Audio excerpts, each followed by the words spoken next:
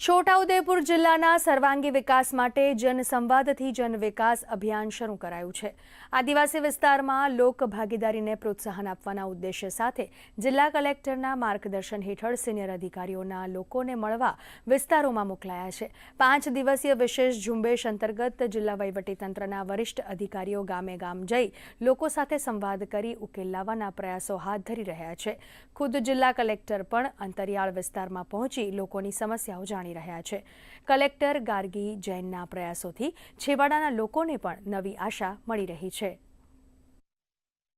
છોટાઉદેપુર જિલ્લા વહીવટીતંત્ર દ્વારા એક ઝુંબેશ તરીકે કામગીરી હાથ લેવામાં આવી છે। જનસંવાદથી જનવિકાસ એમાં 50 અધિકારીશ્રીઓને 354 ગ્રામ પંચાયતોની વહેંચણી કરવામાં આવી છે। બધા અધિકારીઓને 7 થી 11 જુલાઈના વચ્ચે પોતાની ગ્રામ પંચાયતની વિઝિટ લેવાની છે અને લોકો સાથે સંવાદ કરવાના છે, જેનાથી એમને ખબર પડી જશે કે કયા કયા ગામમાં કઈ કઈ રીતની જરૂરિયાત છે।